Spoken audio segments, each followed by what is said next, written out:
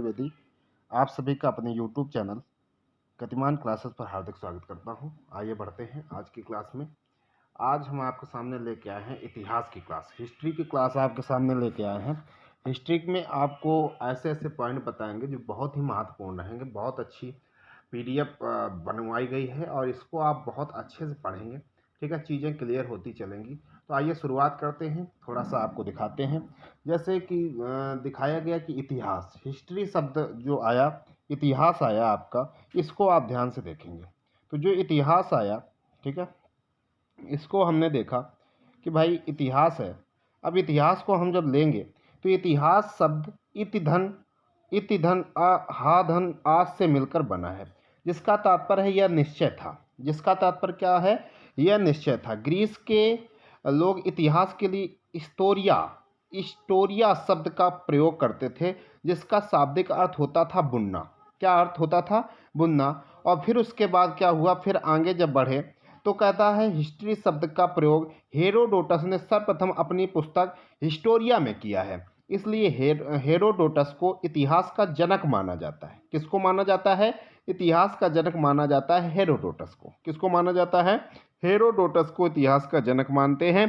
तो ये बात आपको ध्यान रखनी है। क्वेश्चन आपका बन सकता है कि इतिहास का जनक किसको माना जाता है, तो आप कहेंगे हेरोडोटस साहब को इतिहास का जनक माना जाता है। तो एक क्वेश्चन आपको यहाँ से मिलता है कि इतिहास का जनक किसे माना जाता है? हेरोडोटस को इतिहास का जनक मानते हैं, ठीक है। और ये जो हिस्ट्री शब्द का प्रयोग है, हेरोडोटस ने सर्वप्रथम अपनी पुस्तक किसमें किया था?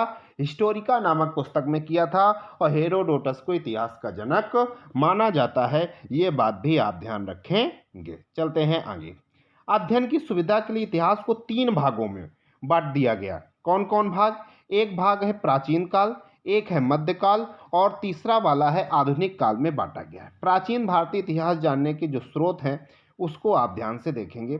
कौन कौन से स्रोत हैं उनको देखते हैं। प्राचीन भारतीय इतिहास जानने के जो स्रोत हैं वो क्या हैं? पहले तो मेन 2 स्रोत हैं। एक है साहित्यिक स्रोत और एक है पुरातात्विक स्रोत, ठीक है। साहित्यिक स्रोत के अंतर्गत धार्मिक साहित्य और लौकिक साहित्य आते हैं। और पुरातात्विक स्रोत के अंतर्गत अभिलेख, सिक्के, स्मारक, मूर्तिकला, चित्रकला आदि आती हैं। जो हमारे पास धार्मिक साहित्य है, ठीक है, जो लौकिक साहित्य है उसमें से ऐतिहासिक ग्रंथ, जीवनी आदि आते हैं। लेकिन जो हमारे पास धार्मिक साहित्य है इसमें से 2 टाइप के आते हैं। कौन कौन? एक आता है ब्राह्मण ग्रंथ और एक आता है गैर ब्राह्मण ग्रंथ, ठीक है। ब्राह्मण ग्रंथ के अंतर्गत वेद, पुराण, आर्याणक, उपनिषद, महाभारत, स्मृति ग्रंथ आदि आते हैं, जिसके माध्यम से इतिहास को अच्छे से समझा जा सकता है। और जो गैर ब्राह्मण ग्रंथ थे वो जैन, बौद्ध आदि धार्मिक ग्रंथ हैं, जिसके माध्यम से इतिहास को अच्छे से समझा जा सकता है, ठीक है। अब बात करते हैं हम साहित्यिक स्रोत की। किसकी बात करते हैं? साहित्यिक स्रोत की। साहित्यिक स्रोत में ब्राह्मण साहित्य, ब्राह्मण ग्रंथ प्राचीन भारतीय इतिहास की जानकारी हेतु अत्यंत महत्वपूर्ण है। कैसे हैं? अत्यंत महत्वपूर्ण है। जैसे वेद, जैसे कौन? वेद। ब्राह्मण साहित्य में सबसे प्राचीन ग्रंथ वेद हैं। वेदों के द्वारा प्राचीन आर्यों के धार्मिक, सामाजिक, सांस्कृतिक, आर्थिक तथा राजनीतिक जीवन पर प्रकाश पड़ता है। ब्राह्मण साहित्य में सबसे प्राचीन ग्रंथ कौन है?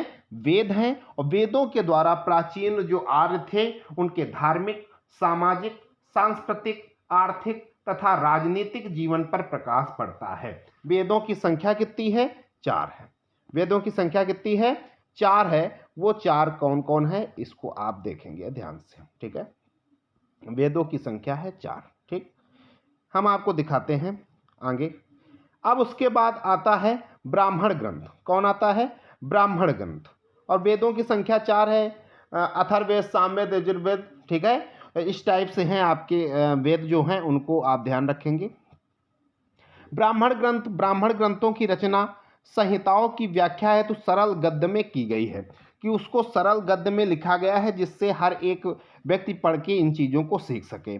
ब्रह्म का अर्थ है यज्ञ, अतः यज्ञ के विषयों का प्रतिपादन करने वाले ग्रंथ ब्राह्मण कहलाते हैं। प्रत्येक वेद के लिए अलग अलग ब्राह्मण ग्रंथ हैं। आर्याणक, आर्याणक क्या है इसको देखेंगे।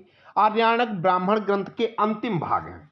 आर्याणक जो हैं वो ब्राह्मण ग्रंथ के अंतिम भाग हैं जिसमें दार्शनिक एवं रहस्यात्मक विषयों का वर्णन किया गया है। तो ये बात आपको ध्यान रखनी है कि दार्शनिक एवं रहस्यात्मक विषयों का वर्णन किसमें किया गया है?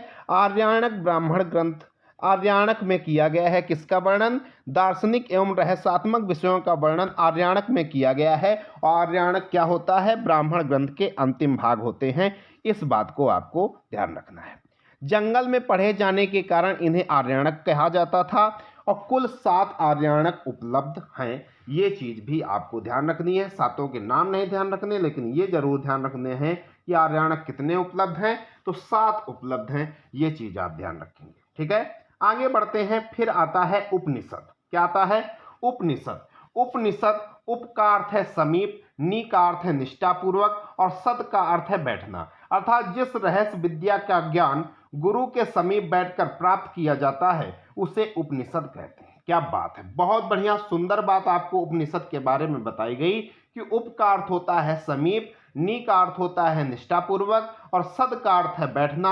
अर्थात जिस रहस्य विद्या का ज्ञान गुरु के समीप बैठकर प्राप्त किया जाता है उसे उपनिषद कहते हैं। इस बात को ध्यान रखेंगे। वैदिक साहित्य के अंतिम भाग होने के कारण इन्हें वेदांत भी कहा जाता है।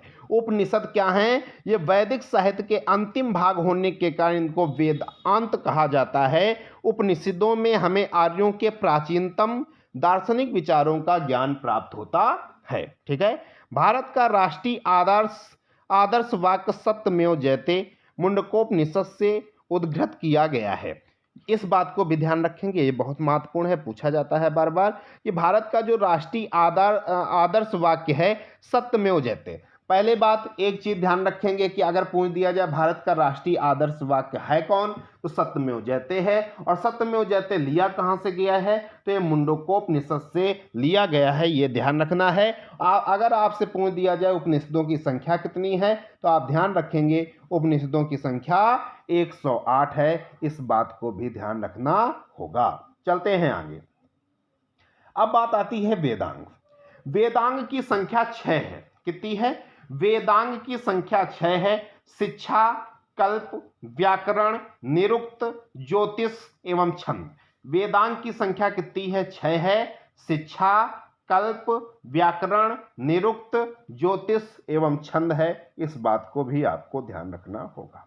चलते हैं आगे। ठीक है, और आगे चलते हैं। फिर आता है सूत्र। क्या आता है? सूत्र। वैदिक साहित्य को अक्षुण्ण बनाए रखने के लिए सूत्र साहित्य का प्रणयन हुआ। सूत्र ग्रंथ कल्प नामक वेदांग से निकले हैं। कहां से निकले हैं? सूत्र ग्रंथ कल्प नामक वेदांत से निकले हैं। और कल्प का वर्गीकरण 3 भागों में किया गया है।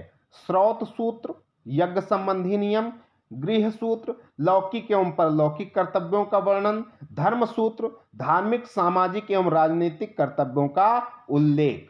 अब एक चीज और ध्यान रखेंगे, धर्म सूत्र से ही स्मृति ग्रंथों का विकास हुआ है। धर्म सूत्र से किसका विकास हुआ है?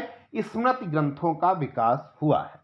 प्रमुख स्मृति ग्रंथ हैं मनुस्मृति, आपने इसका नाम सुना होगा, याज्ञवल्क्य स्मृति, पाराशर स्मृति, नारद स्मृति, बृहस्पति स्मृति आदि।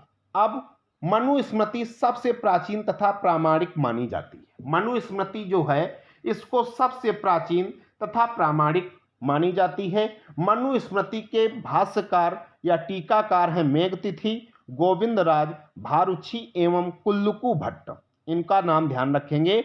मनुस्मृति के भाष्यकार या टीकाकार हैं मेघातिथि, गोविंदराज, भारुची एवं कुल्लुकु भट्ट।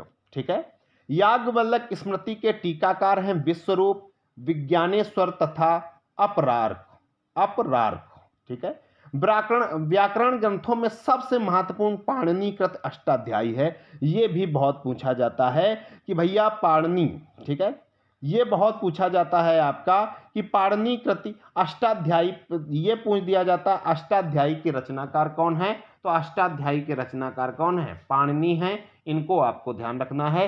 व्याकरण ग्रंथों की सबसे महत्वपूर्ण पाणिनिकृत अष्टाध्यायी है। व्याकरण ग्रंथ कौन सा है? वो है पाणिनिकृत अष्टाध्यायी है। ये बात आपको ध्यान रखनी है, ये चीज आपको ध्यान रखनी है। ठीक है, तो मैं आज के लिए यहीं तक रखूँगा। आपको जैसा लगे आप बताना, अच्छा लगा, कैसा लगा, ठीक है? इसके आप कमेंट के माध्यम से ज़रूर हमें बताएँगे। धन्यवाद। तो डेली फिर आपको क्लास इसकी मिलेगी। धन्यवाद।